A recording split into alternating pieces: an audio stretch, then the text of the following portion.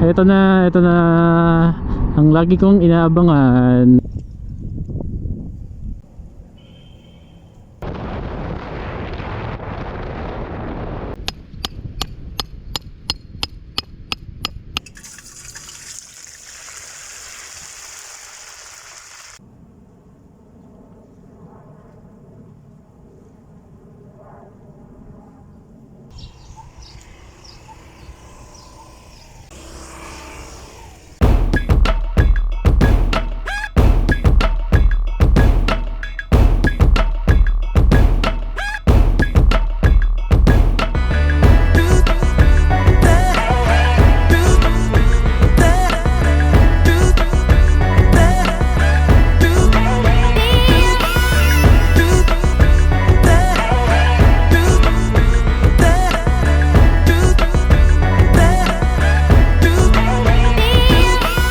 Tingnan nyo naman yung karga ng ating motor. Punong-puno yan guys. Magmula dito sa U-Box, andyan ang ating mga gadgets, power bank, ilaw. Ito halo-halong pagkain, iba pang mga gamit, tubig, yelo, sapin ng tent, table. Dito naman personal na gamit, mga pamalit na damit, upuan, awning at tent.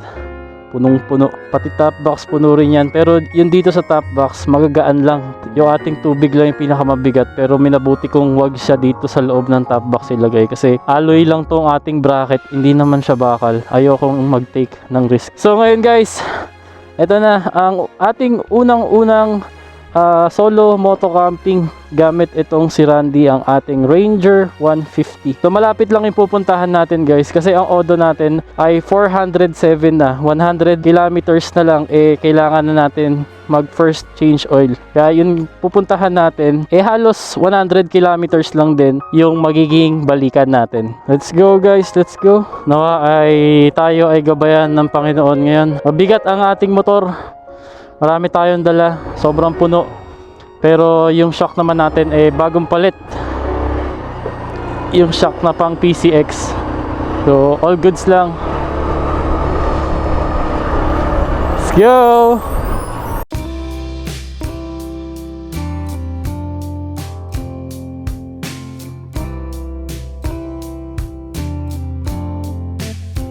Okay guys, andito na tayo sa Tagaytay. Tapos pakaliwa na tayo dito, Tagaytay, Talisay Road. Tapos ito na naman yung pababa, Tanawan, Talisay, Tagaytay Road. Ayan o, yung maraming twisties. Ayan yung Ligaya Drive. Yan yung dinaanan natin nung tayo ay nag headlight test kay Randy. Pero pabalik na tayo nun, galing naman tayo nun ng Paligawan at Simbahang Bato. Pero ngayon di naman tayo aabot dun. Bungad lang yata yun ng Talisay yung pupuntahan nating campsite. Ito yung mataas na Starbucks. Meron pa ba tayong malapit na lang pala, 17 minutes, 9.8 kilometers. Pero dyan na mag-uumpisa ang exciting part, kapag kumanan na tayo dun sa maraming twisties na naman. May bagong building guys ginagawa. Ano to? Hindi nakakasawa ang view ng Taal Kasi dito kita ko na naman siya, ganda talaga Baka kayo ang magsawa dahil puro Taal ang nakikita nyo sa mga videos natin. Di bale sa mga susunod mag-explore din naman tayo ng ibang lugar. Kaya lang talaga dito sa malapit ko lang napiling mag-camp dahil malapit na tayo mag-change oil Pero sa mga susunod akit naman tayo ng mga bandang Tanay. Okay mga kamambo, ito ay pababa na ulit ng Talisay. Ayan guys yung mga twisties na yan. Ito na yung fun part. Ganda. Baka sabihin nyo ooy ako appreciative lang talaga ako sa mga views. Grabe yung lusong nito. Tapos kurbada pa. Ito na yung parang bituka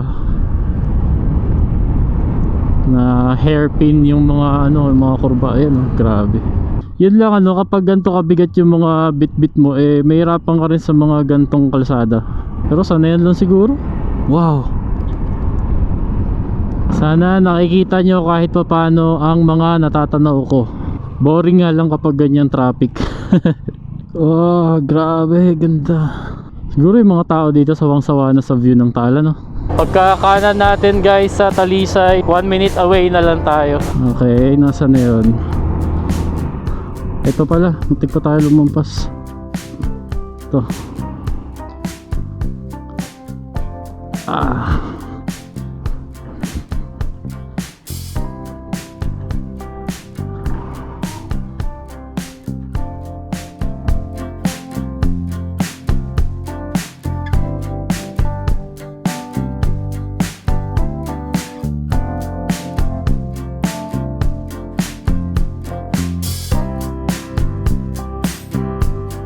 So, ito ang spot natin guys. Ang ganda. Nasa edge tayo ng lake. Pwede rin sana doon, kaso may pader kasi. Mas gusto ko na medyo mas open lang. Ito kasi at least fence lang siya. So, mas tatagos pa rin yung hangin. Meron pa pala dito sa kabila, may pool din. Oh. Ano kaya to? Search ko mamaya kung ano yan. Baka campsite din. Pero ito guys. Yun. Ayun, may day tour. May tent din dito, merong nakakotse lang, may siguro day tour din. So ito, set up na tayo.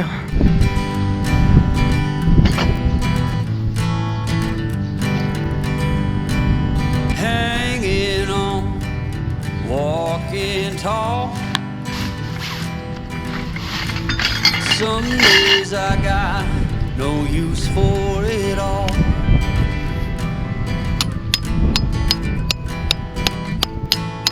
Working hard, making less. Some days are bad, bad at best.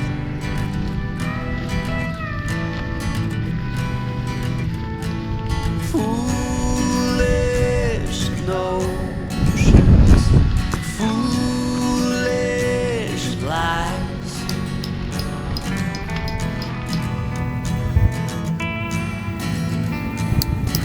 I set to thinking I could make something of me, playing every game except the lottery, serving everybody else and told myself I'm free.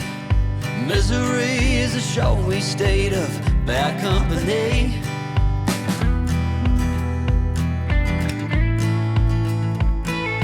Foolish notions, foolish lies, foolish notions. They cut me down to size.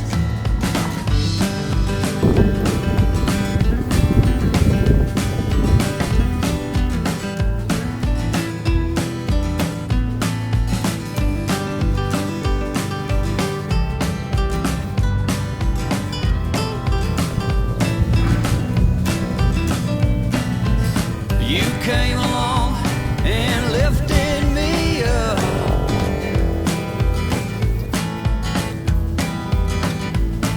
The going got tough, but the tough got some love.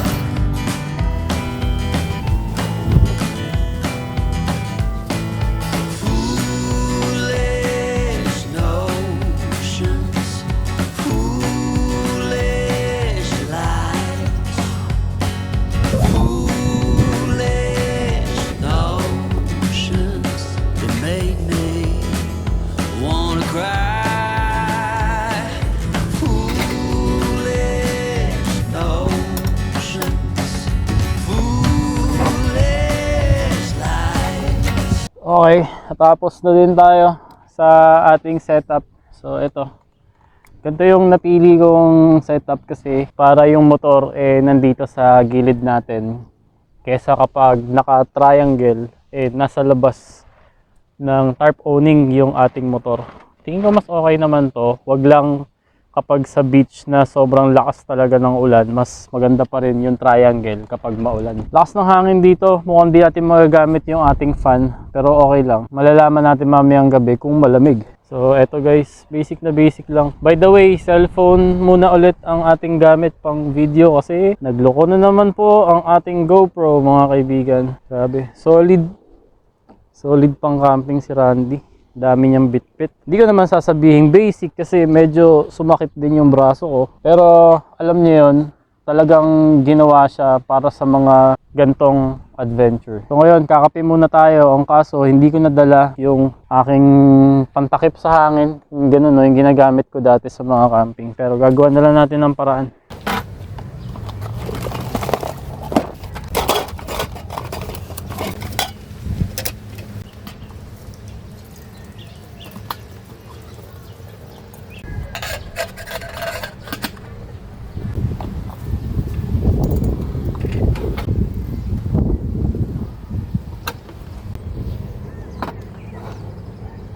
Once upon a time in camping, merong isang taong hindi nag-iisip at ang ginawang windscreen sa pinapakuloang tubig ay plastic na chopping board.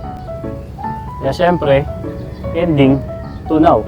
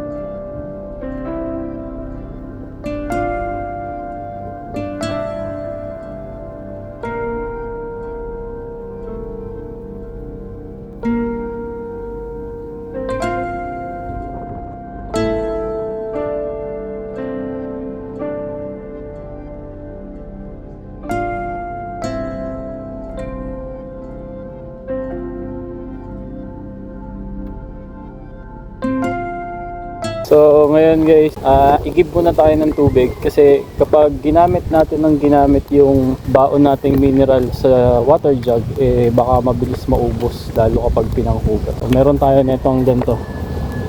Sinasabit lang. Lock ng area guys, tapos walang iba nagka-camp. Merong mga nagde-day tour. Pero ngayon walang ibang nagka-camp. Ayun, guys. May CR dito. So check na rin natin yung kanilang CR. And no video okay, no loud music, no idling engines. Yung mga CR linis naman.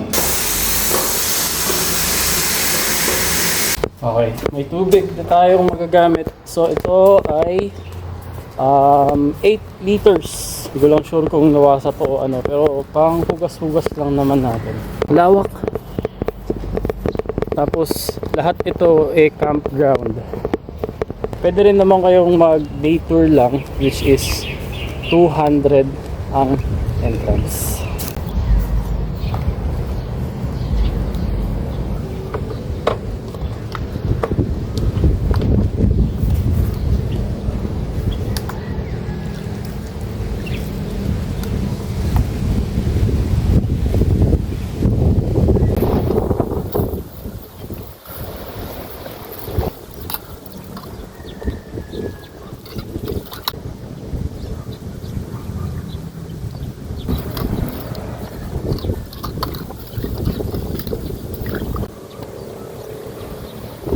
Dito banda na tayo nagsaing kasi lakas talaga ng hangin, tapos wala tayong pantakip sa ating galan, so para-paraan na lang muna.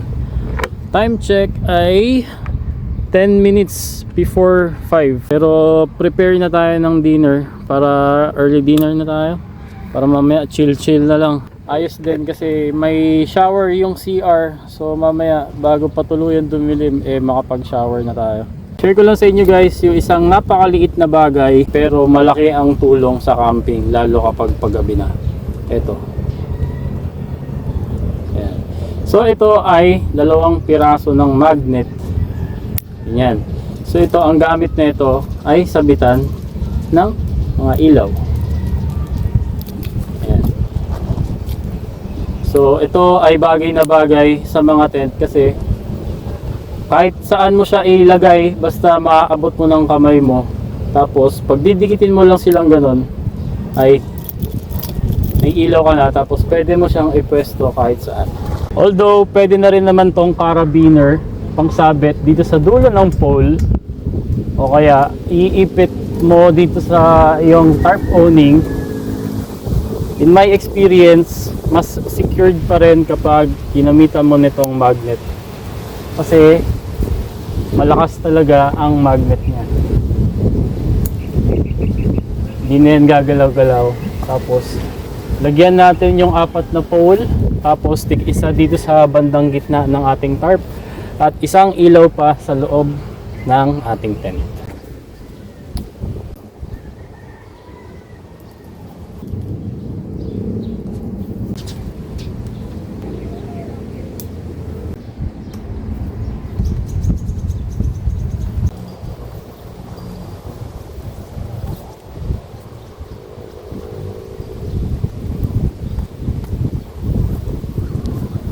Okay, ready na yung mga ilaw natin. Mamaya kapag dumilim, okay na tayo.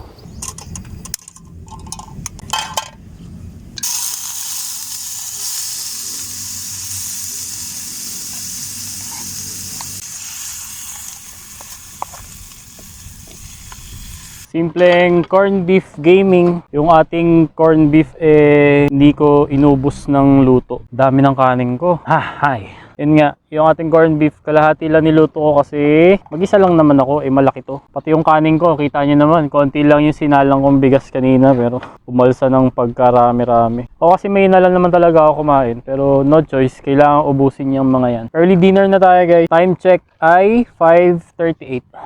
Shop dito tahimik. Pinagbabawal kasi nila yung sounds. Tsaka wala namang ibang nagka-camping. Ang dito lang mga nagde-day tour. Tuesday kasi ngayon Depende na lang kapag weekend. Ibang usapan na yon. Medyo malungkot na balita na naman. Yung ating GoPro ay nagloloko, ayaw gumana. Hindi ko alam kung bakit. Tapos yung main ko na cellphone, lobat na rin. Bilis malobat, tapos ang tagal mag-charge. Tapos ang gamit ko ngayon, itong aking isang lumang cellphone na gamit ko rin talaga pang audio. Hayaan na lang ang mga bagay-bagay. Importante, dito tayo sa napakapayapang campsite, tahimik. Nature lang yung maririnig mo. Makakapahinga tayo ng maayos mamaya. Pero bago yon, may nakita akong isang uri ng beer doon. Hindi ko alam kung beer siya o anong alak. Check natin mamaya.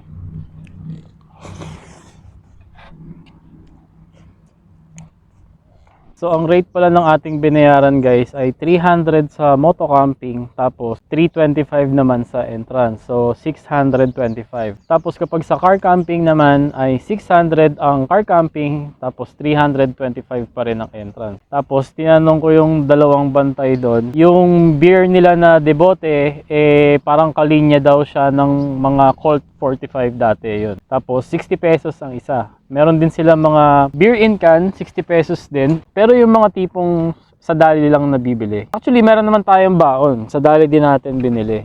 Yung ganito. Ito, tsaka isang Don Gin.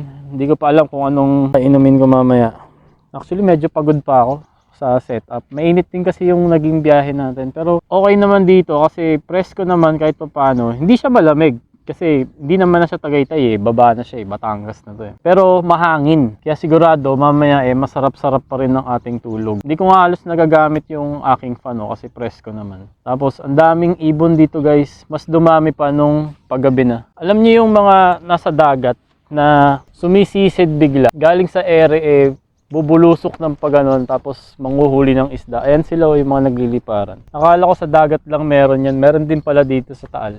Tapos guys, yung kanila palang swimming pool, tuwing weekend lang daw nagkakaroon ng laman kasi may leak daw kasi. So nababawasan yung tubig. Tsaka weekend lang kasi matao dito. So may sense din naman na weekend lang nilalagyan. Actually dito mukhang kahit jam pack pag weekend, matik naman yun sa mga campsite okay pa rin mag-camp kasi bawal sa kanila ang sounds at lalong-lalo na yung video okay. So kahit medyo maingay dahil maraming tao kung sakali, at least walang mga sound system, 'di ba? Ligo na tayo guys kasi dumidilim na. Ganda ng motor. Ha? CR152 lang pero maganda yung pagkakasetup niya. Di ko lang sure mamaya dito kung maliwanag kasi ito may ilaw, Ayan pala yung nakikita ko malaking ilaw. Pero yung iba, ano ba? May ilaw doon. Maliit. Ayun, yun, yan. Na kulay dilaw. Pero dito, sa the rest ng campground, mukhang hindi ganun kaliwanag.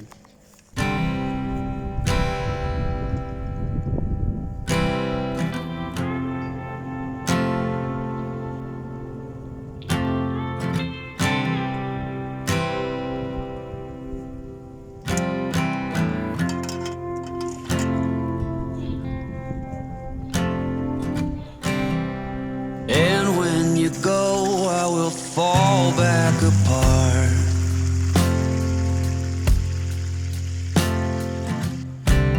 Find pieces of me all over the yard.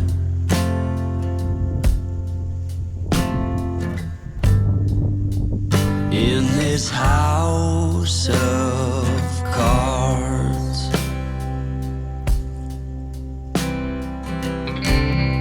She says, hey man, there were just too many days.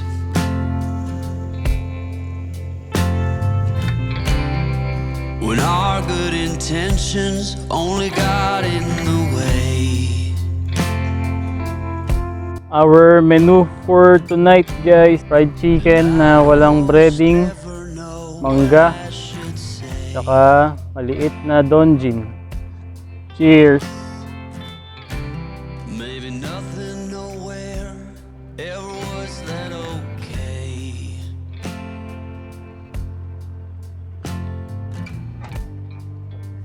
In this house. By the way guys, as of recording ng video na to, meron na tayong 4503 na subscribers dito sa ating YouTube channel.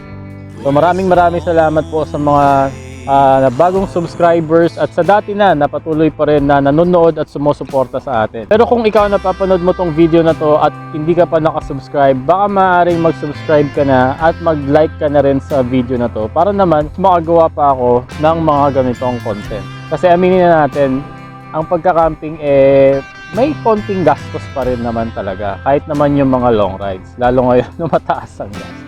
Pero salamat po sa mga bagong subscribers at sa patuloy na sumusuporta. Thank you. Mabuhay po kayong lahat. Nawa mag 5K subscribers na tayo soon.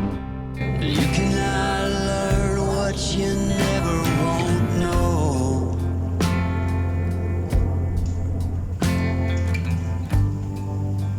In this house of cards.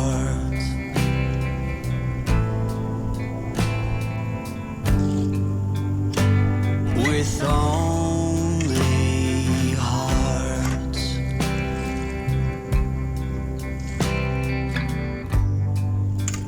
In this house of cards.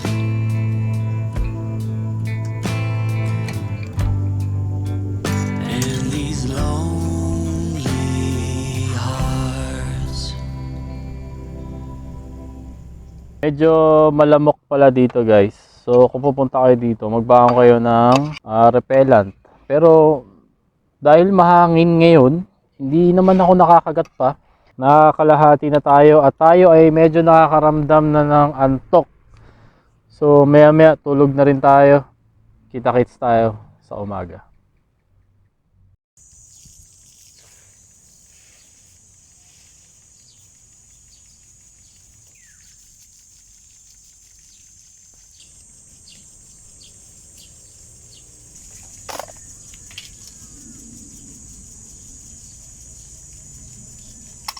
Good morning! Time check, mag-aalas 9 na. Nakapagkape na tayo. Ngayon naman, luto ng almusal yung ating tirang corned beef kagabi. Tapos, lalagyan na lang natin ng egg. Kung mapapansin nyo guys, andito na tayo sa gilid ng ating tarp awning kasi yung araw, andito na. So mukhang mas okay talaga dito na yung tarp pa ganyan. Kasi pag hapon dito lulubog, pag umaga dito sisikat yung araw. So kung ganyan ka, tapos nakaharap ka sa lake, both side mo hindi ka masyado may initan. Pero at least nalaman na natin kasi babalikan natin tong place na to pero kasama na yung mga bata. Yung kanin natin kagabi hindi naman nasira. Okay pa rin naman. Kain tayo guys.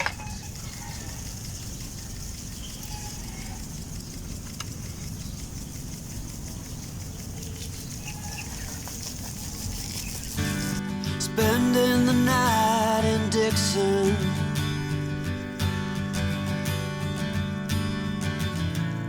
60-odd miles from a plan. Is it too late to learn to listen?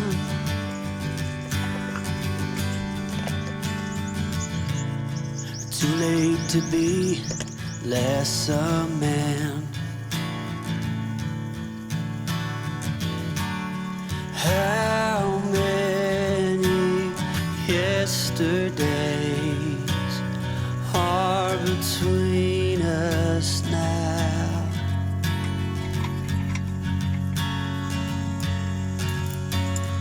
How many yesterdays are between us now?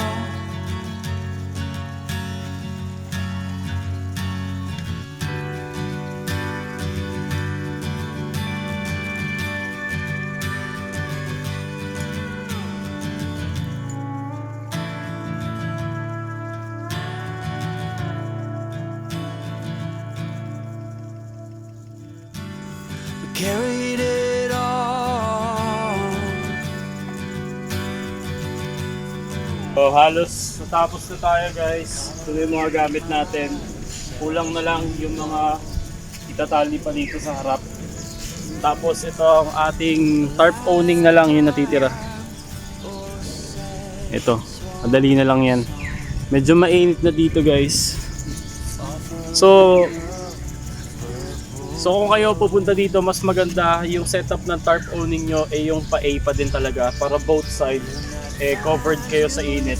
Ginusto ko lang talaga nakasama itong ating motor sa loob ng tarp owning kaya ang ating setup pa-rectangle. Kung umabot po kayo sa punto na ito ay maraming salamat. So dito ko na po muna tatapusin ng ating video. Kung di ka pa nakasubscribe ay baka pwedeng mag-subscribe ka na dyan at mag-like sa video na to para naman makagawa pa tayo ng mga gantong content sa susunod. At magkikita tayo sa susunod na ride, susunod na camping at kung ano mang ganap natin sa buhay. Ride safe, drive safe, peace!